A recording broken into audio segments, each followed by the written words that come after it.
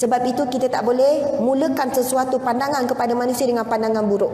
Saya kan sejak kerja jadi dunia rumah tangga, saya dah buang satu perangai yang saya dulu suka memandang buruk dulu. Semua pandang positif dulu.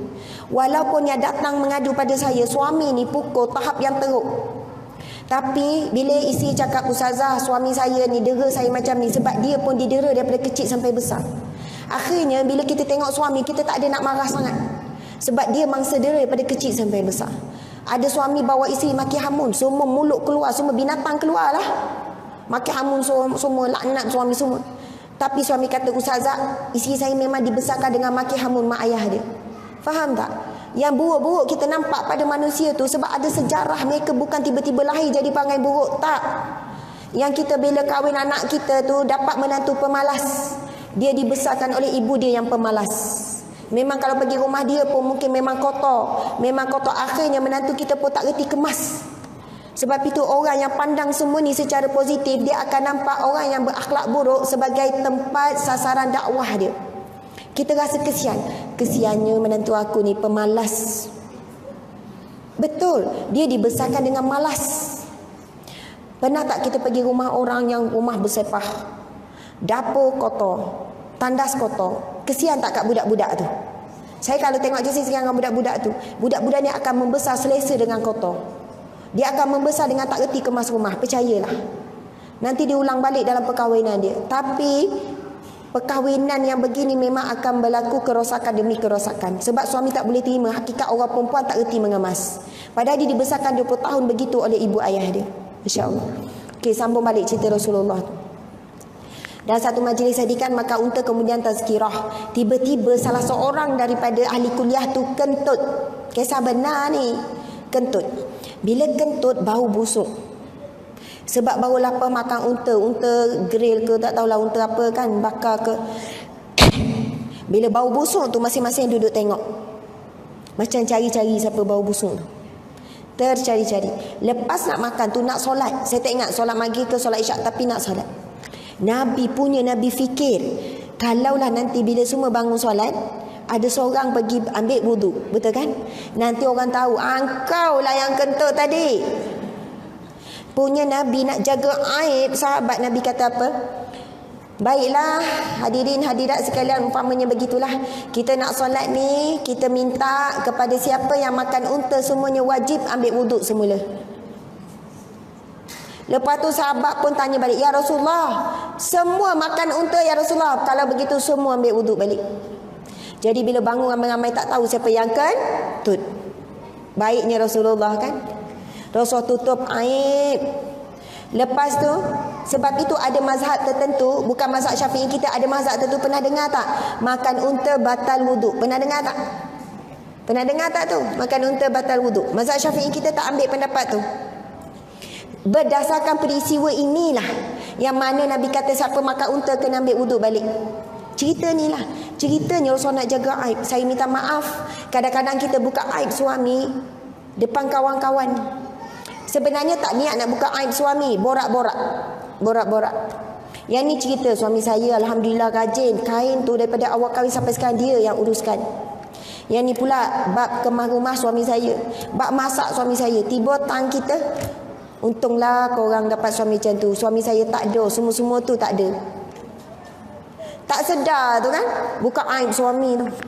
Kadang kita buka aib anak kita depan orang. Orang puji anak kita, "Ya Allah, baiknya anak." Tak adanya macam ni. Kalau kat rumah ni tak ada macam ni. Kita sebut aib anak kita. Lembutnya anak. Tak ada lembutnya. Kalau kat rumah kasar ni. Jatuh air muka anak kita, betul tak? Walaupun kita rasa dia budak kan. Padahal kita pun berlakon depan orang lemah lembut. Kat rumah lemah lembut tak? Ni dalam kuliah ni, makan nanti senyum je. Kadang kat meja makan nak senyum kat suami pun tak. Apatah lagi anak kita tu. Memang betul lah anak kita depan orang tu macam sopan, macam baik. Baguslah tu. Saya kalau anak orang puji, bagusnya anak Ustazah, alhamdulillah, memang Atikah ni memang bagus. Balik Atikah kata, "Terima kasihlah Umi. Umi tahu Atikah tak bagus, tapi Umi cakap Atikah bagus depan orang." Tak apalah Atikah, nanti untuk Atikah usahalah jadi bagus. Sebab anak kita tahu kita peli ke kita puji sungguh, betul kan? Okey.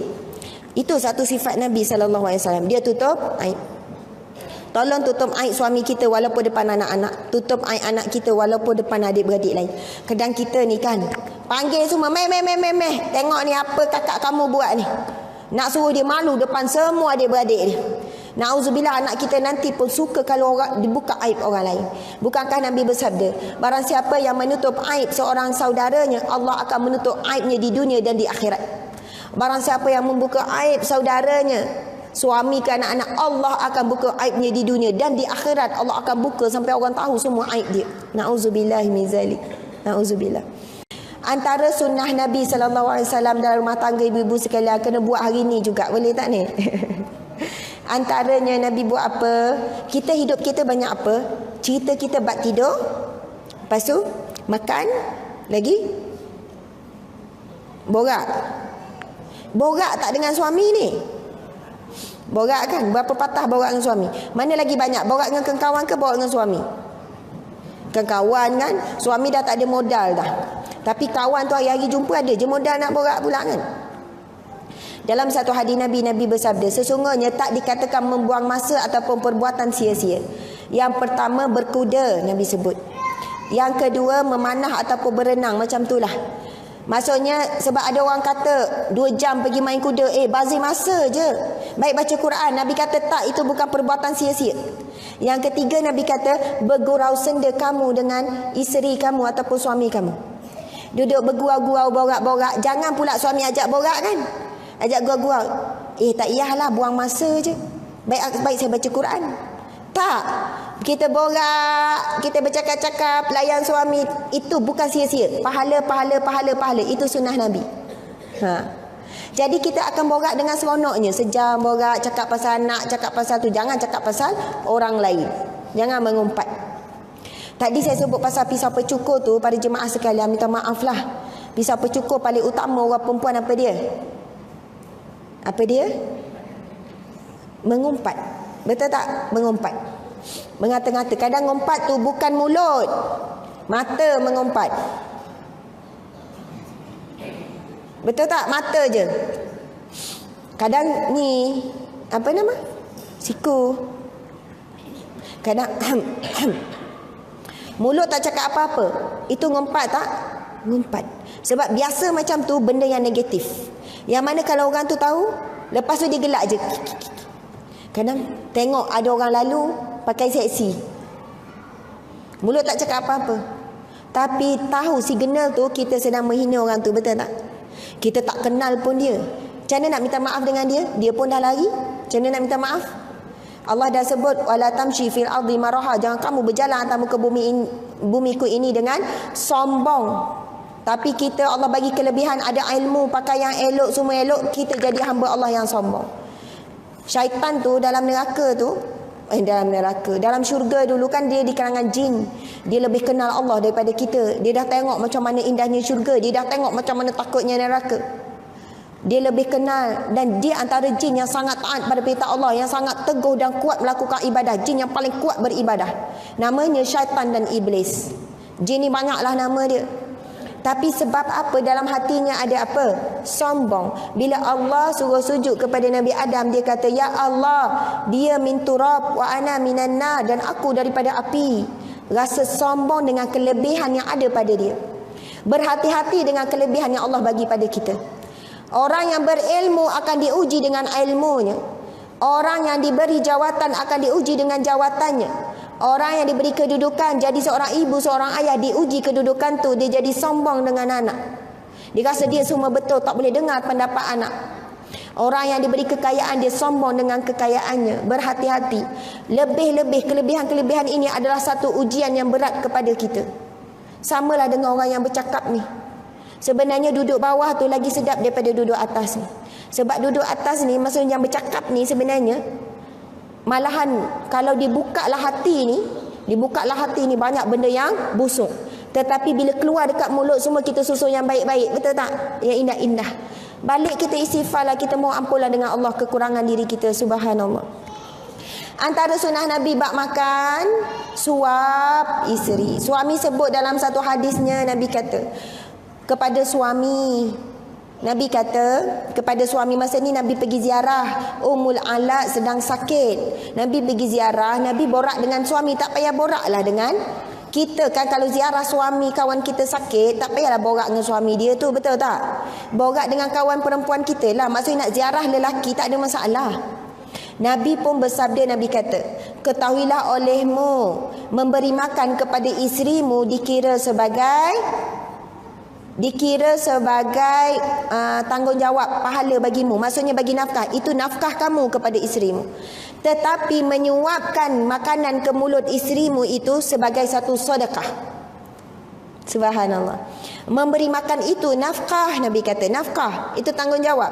Tapi daripada makanan itu kamu suap ke mulutnya, itu sebab dicatat pahala sedekah. Pagi-pagi subuh-subuh, kalau rasa gelilah nak suap nasi, suaplah kurma ke, kan macam tu je. Buka lah dia punya biji, ataupun bagi buah kerepek ke apa ke. Bukan kita kata mengarutlah benda ni. Cuba buat. Bila kita hidupkan sunnah Nabi, walaupun tak payahlah suap sampai habis nasi tu. Suap yang pertama je, laparlah kita kan, macam baby pula disuap. Mula-mula je lah, betul tak? Kan nanti bukan suap lagi dah tenyeh. Awak ni saya lapar ni. Jadi Nabi pun suapan pertama macam tu je, bukan sampai habis. Suap bang, saya suap sikit. Awak apa kejadah ni? Apa masalah awak ni nak suap saya hari ni? Dia pun dah berdebar-debar, nganga juga berdebar-debar apa ni. Kan? Lepas tu dah selesai disuap tu kan, dia pun mesej lah dekat anak-anak. Balik semua, mak dah nampak, mak kamu dah pelik ni. Mak kamu dah ada tanda ni. Balik-balik cepat bagi tahu semua. Nak sebut cerita tu, gambaran tu, kita ni tak amalkan sunnah Nabi. Bila buat, dikatakan buang tabiat. Bila buat, jadi pelik. Sebab itu rupanya kita ni kahwin 20 tahun, 30 tahun, kenapa tak boleh buat sunnah ni?